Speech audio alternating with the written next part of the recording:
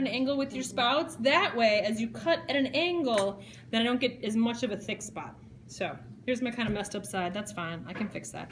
I'm going to make sure it's nice and secured around this tube. And then this extra part, I can come over here and I can find a spot probably close to an edge. I don't have a lot extra. I'm going to leave this in case someone else needs a little extra for their bottom to their cup. It's very nice. Remember, we're a community of ceramicists working together. If you have extra, save it, because there's likely someone that doesn't have extra once they've wrapped it around their tube. Now, my tube's pretty narrow, so I do have a lot extra.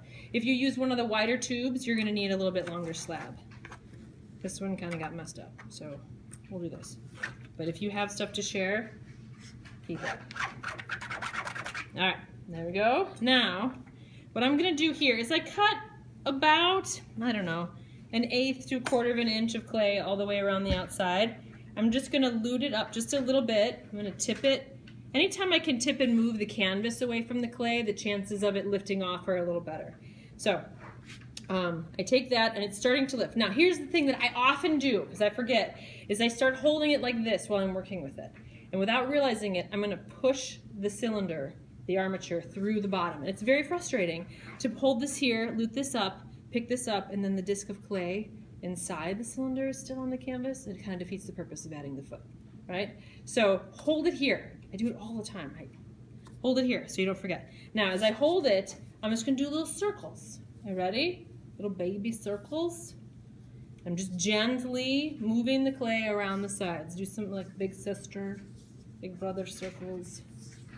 Come around. I got some mommy circles now. Big daddy circles all the way around.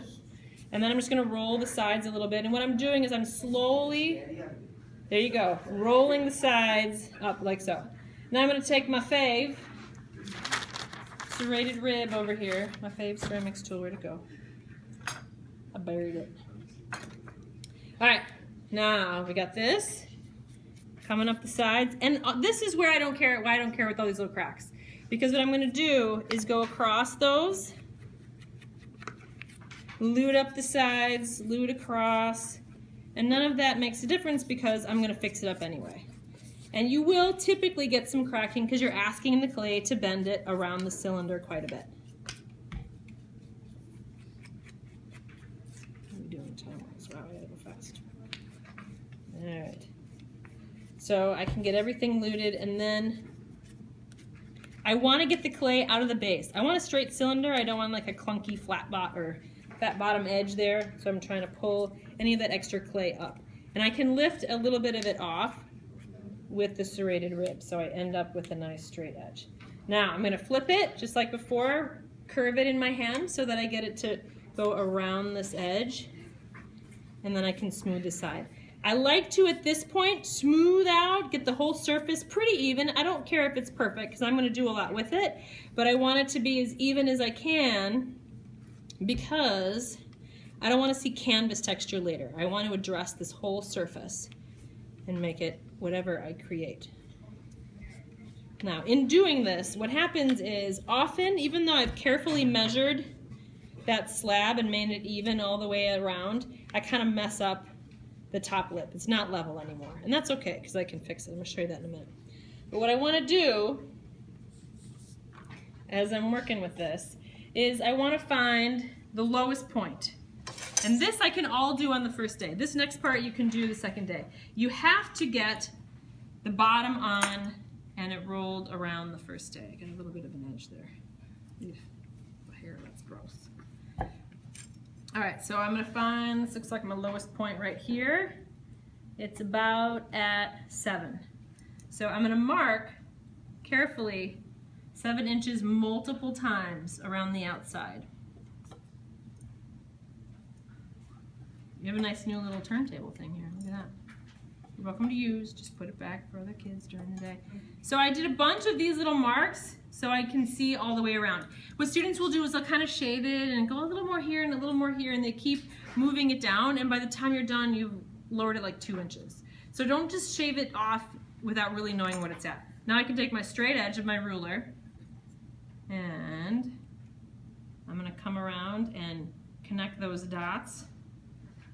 And I know I've got a nice straight edge because I've measured multiple times and I have a straight line to make it. So it's a nice way to get a nice straight flat lip. Now, I need to take the tube out the day you build it.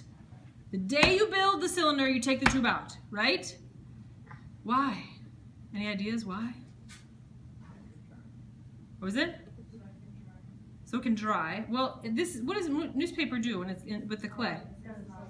It's going to soak into it, right? And if this is a cardboard tube, some of these are the thicker cardboard tubes, what happens to cardboard when it starts to absorb the moisture?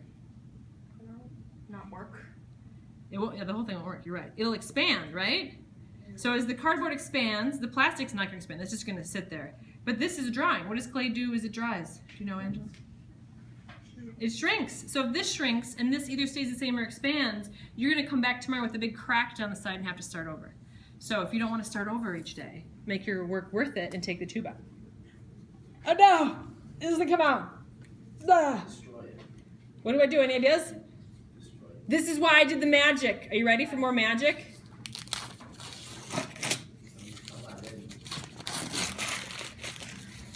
There we go. I'm going to peel away and voila!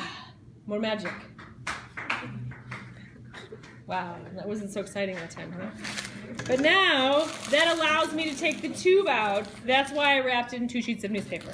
So, with the 2 sheets of newspaper out, now I'm going to leave this like this. I can kind of tuck in the extra so I can wrap this up. I would wrap this and put it in my locker overnight so it doesn't dry too much, but this will take away a little moisture. Now it's leather hard, which is a great stage for working on your surface, right? So then I can come in and start adding my design, my handle, and all those sort of things like that.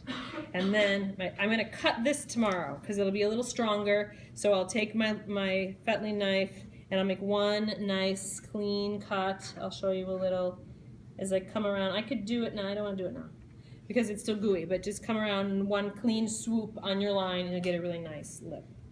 Then I also need to think about, don't forget my foot. We showed some samples where the foot changes and you have some different things. All you need is this little guy down here. You can undercut your foot right away so you don't forget about that.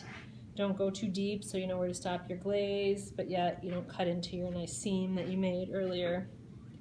Rest the flat, remember with the flat end on there. And this works great to start this off.